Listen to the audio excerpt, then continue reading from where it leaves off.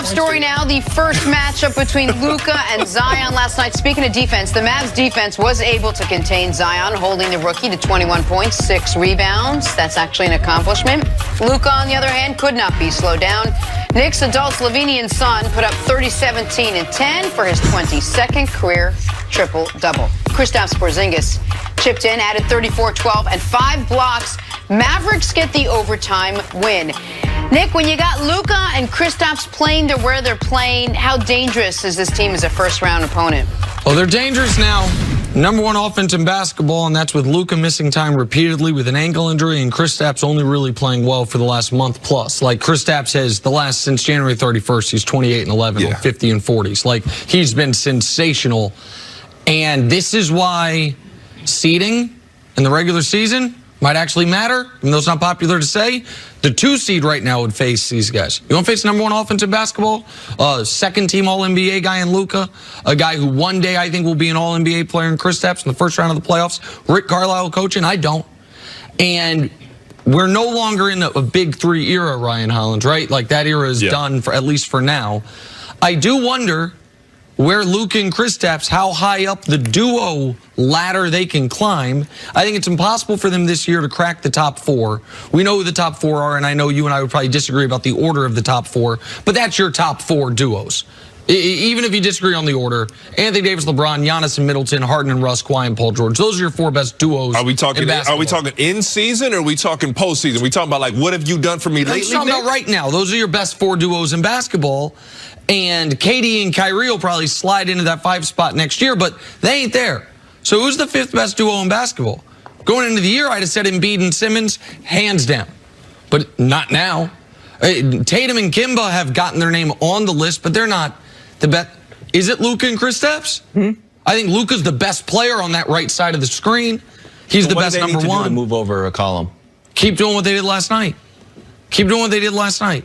You play like that, you're unquestionably one of the 5 best duos in basketball when you have Luka filling it up like that, Kristaps doing it on both ends. Yeah, no, I can't argue that for the regular season. Obviously, I would take Kawhi and PG because their versatility in the postseason. But I said since LeBron got AD, that was the best fit because Anthony Davis by nature is a finisher. And LeBron, what does he do? We know he loves the pass. So that was going to be a match made in heaven, essentially. But as far as Luka and Kristaps, I don't have questions with them come playoff time. It's their defense.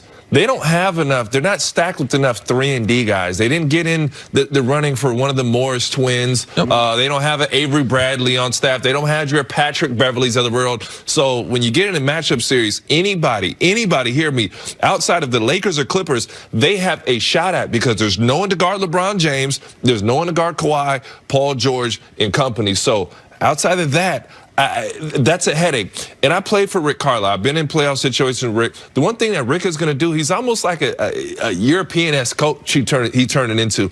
He will expose your weaknesses. We played him in one game, and Chris Paul was cooking. And I swear to God, before it was really popular, he goes a box and one on Chris Paul, and he left Matt Barnes, my guy Matt, wide, absolutely open. And it was so absurd, we had not seen that defense. We ended up losing. We were up by 10 or so, ended up losing in the 4th quarter. But Rick Carlisle will throw because you guys couldn't figure it out, or you just weren't expecting it? You don't see it in the NBA. You do not. And Chris Paul was face guarded at half court. And Jamal, he might have went triangle into and face guarded Jamal Crawford in the same game, or Blake Griffin, and said, "You're not going to beat us." But Rick Carlisle will throw one of those defenses at you in a playoff series that could catch a team off balance. I mean, in winning away game. So you're saying if they get a matchup right now, they'd face the Clippers, but they very well could face the Rockets. You're saying they get a matchup against the Rockets, they will just basically say, James Harden, we're going to do everything we can to take you out of the game and see what the hell else happens. Absolutely. And even though there's not a soul to guard James or Russ,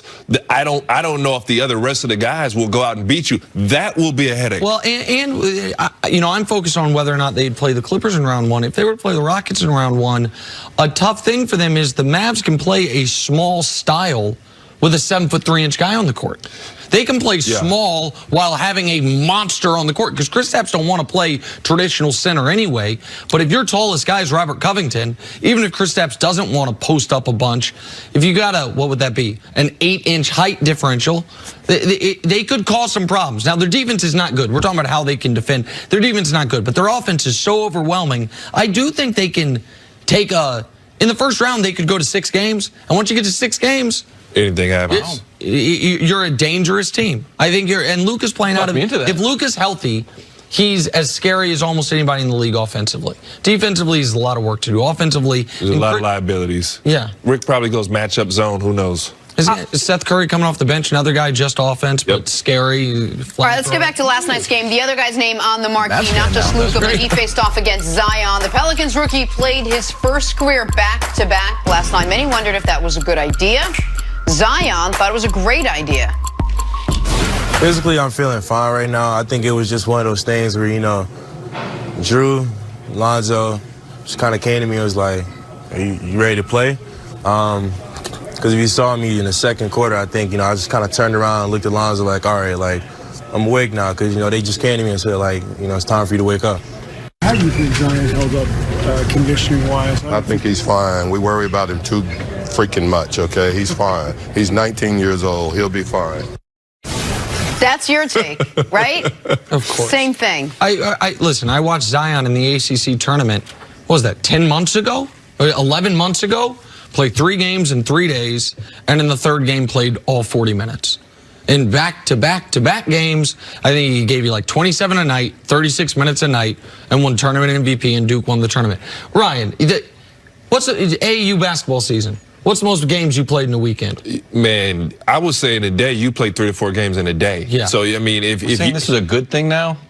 What do you mean saying so it's like good? all this AAU wear and tear? Whether it's good or bad, what I'm saying is it prepares you to play 2 games in 2 days. Or if nothing else, he's not that removed from that way of life. If you play the right style of basketball, yeah. But I know from playing the AU tournaments, it starts to get sloppy and kids pick up really, really poor habits. And if there's an injury that's not properly treated, it can be a headache. Sure. But can a 19-year-old play? To answer the question, yeah, it almost proves it through AAU. He's done it before. I'll say there is an adjustment. I remember going and you know, when I first started really getting minutes in the league, first time you play in one game, then you sit the next, okay, no big deal. But now you're a starter and you play a long overtime game and you come back in a back-to-back and you play long minutes, it takes a different type of wear and tear on your body. Do I agree with Coach Gentry at being 19 years old? Yeah, this absolutely shouldn't be an issue. But for a guy like Zion, he's kind of still getting his feet wet in these situations that you have to put him out there to see what you have and then let the training staff go from there. I asked our production staff for a stat. Okay.